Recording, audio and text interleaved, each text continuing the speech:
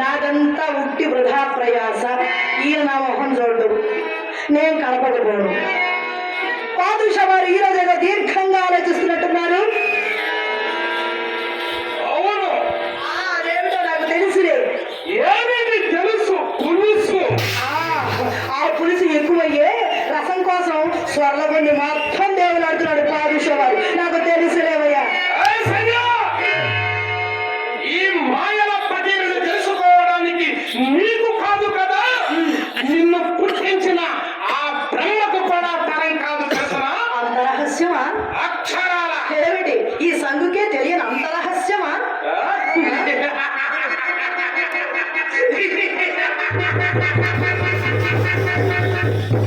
సంగం, నా రహస్యాలన్నీ అప్పుడే నీకు తెలిసిపోయాయన్నమాట. అవునన్నమాట. నువ్వేమైనా స్వర్గం నుండి భూలోకానికి దిగబడ్డ ఓర్వశివాలేక తిలోత్తమవే? రంభ, ఊర్వశి, మేనక, తిలోత్తమ. ఏ వాడు నాకంటే అందగట్టేరా? నాకంటే పొడి చేస్తారేమిటి పొడవున? ఏ ముఖం కానీ నీ కార్యక్రమం. ఏ కార్యక్రమం? నాట్యం. అంటే నేను కేవలం నీ నాట్యం కోసం దొంగిలిపబడ్డ కీడుకోమన్నమాట. అంతేకాదు సంగం, ఆ కీలు బొమ్మకు రంగు కూడా అప్పుడే చాలా వరకు మాసిపోయినది. ఇంకా బొమ్మతో అట్టేకాల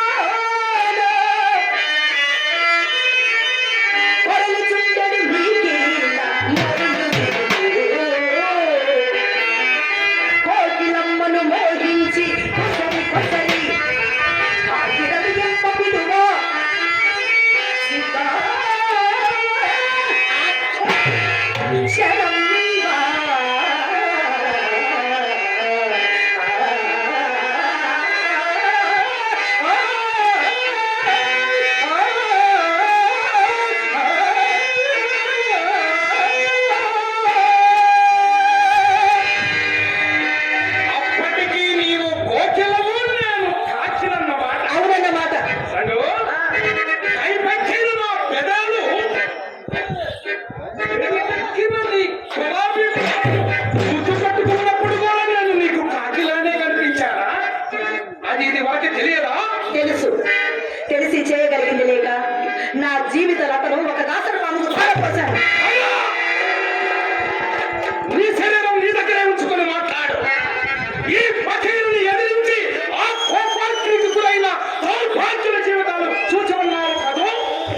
సర్వ దైవ శక్తులు ఈ పకీరు చిటికిన వేలు కదిలినంత మాత్రాన తైతక్కలాడాలి సంగో, తైతక్కలాడాలి. నా కడకంటి మంటల్లో ఈ ప్రపంచమంతా బూడిద. రాక్షసుడా, ఇది వరకు లాగా నీ మాయాధికారం నా మీద చలాయించలేవు సుమా.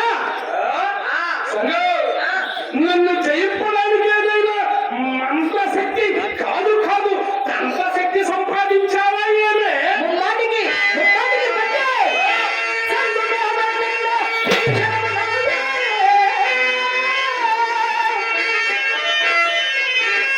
నీ బ్రతుకులికే నిమిషాల వేళ పూచి. మంగళము పాడగలదు సింహ.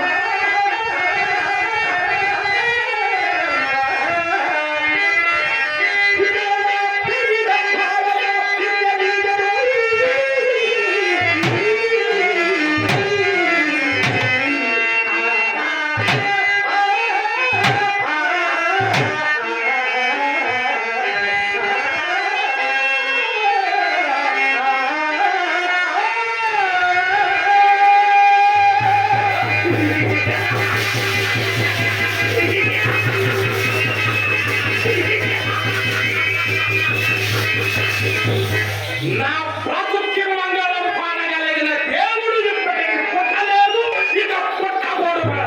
సంగో, తొందరపడి పకీరుని ఎదిరించబోకు. చెడిపోగలవు సంగో, చెడిపోగలవు. ఫకీర్, నువ్వేదో వీరుడివి, సూర్యుడివి, విక్రమార్కుడివి అనుకున్నాను గాని ఇంత పిచ్చివాడివి అనుకోలేదు. నీ ప్రాణ రహస్యం నాతో చెప్పిన విషయం ఇప్పుడే మర్చిపో. జాగ్రత్త, జాగ్రత్త. ఏ నిమిషాన్ని ఈ సమూహంలో కార్తీక జరగనుందో, ఏ నిమిషాన్ని ఈ సమూహంలో కార్తీక జరగనుందో, ఆ నిమిషాన్ని నీ జీవితం ఆఖరి. నువ్వు ఇంత స్థితికి వస్తావని నాకు ముందే తెలిసి ఉంటే నేను నా మాయా మందిరంలోని రాళ్ళలో ఒక రాయిగా చేసేవాడిని. నా భూతాల నోటికి ఒక్క మాంసఖండనంగా ఇచ్చేవేసుకునేవాడిని. అయినా ఇప్పటికీ మించిపోయినది లేదు. ఈ పకీరు ప్రాణం అంత సులభంగా దొరకదు. దానికి కొన్ని కోట్ల ప్రాణాలు పడి కావాల్సిందే. ఎరుగుదవా? అబ్బా, అన్నీ నేను ఎరుగుతున్న ఫకీర్. అయినా నీతో నా సహవాసం ఎన్ని సంవత్సరాలది. మన ఈ దెయ్యాల కోటలో ఏ పిల్ల భూతాన్ని అడిగినా, ఏ దెయ్యాల దెబ్బని అడిగినా, ఏ పిల్ల మరిని అడిగినా ప్రేమతో పుటలుగా చెప్తున్నారు ఫకీర్. అందుకని ఈ రాక్షసత్వాన్ని విడిచి ఈ సంగుకు దాసుడు వైపు జగన్మోహిని అయిన ఈ సంగు నీ చేతుల్లో మందిరంలో కలుగుతున్న మాట విను ఫకీర్.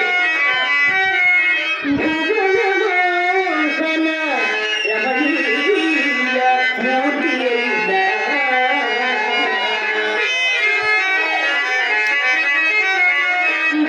భువనమోహన రమణీయ మూర్తి అయిన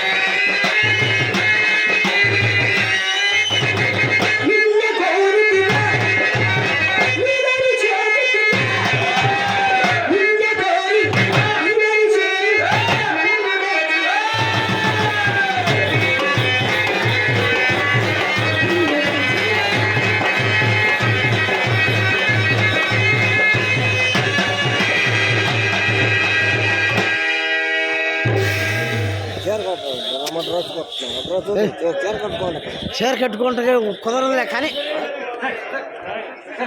కూర్చో కూర్చో. మా బాబాయ్ నాకు ఈ కళారంగాన్ని పరిచయం చేసినట్టు మా పల్నాటి బాలరాజు బాబాయ్ గారు నన్ను ఆశీర్వదిస్తూ అభినందిస్తూ ఊరుకోరా 200 రూపాయలు బహుమతిగా ఇచ్చారు. వారిని వారి కుటుంబాన్ని ఆ శ్రీరామచంద్రుడు ఎల్లవేళలా కాచి కాపాడవలసిందిగా కోరుకుంటున్నాను. అలాగే కళాభిమాని మహారాజా పోషకులు కొల్లాటి బాలరాజు గారి కళాభిమానంతో నన్ను నా కళాభివృద్ధిని కాంక్షిస్తూ 200 రూపాయలు కానుక ఇచ్చున్నారు. వారికి కూడా మా హృదయపూర్వకమైన ధన్యవాదాలు. ఆ నటరాజ స్వామి ఆశీర్వాదం వారి కుటుంబానికి మెండుగా ఉండాలని ఆ దేవదేవుని మనసారా ప్రార్థిస్తూ కోరుకుంటున్నాను. బాలరాజు ఉండరా. బాలరాజు ఉండు. సంఘం వదిలేరా వదిలే. వాడిపోయిన మల్లెపూ వాసనకు పనికిరాదే, అది చెత్త కుప్పలోనికే పనికొస్తుంది. నీవు ఒకప్పుడు అందాల రాజువే, కళ్ళ బింబానివి.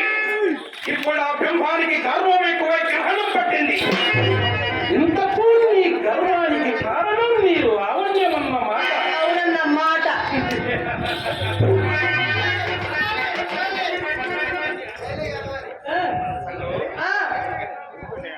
నీవే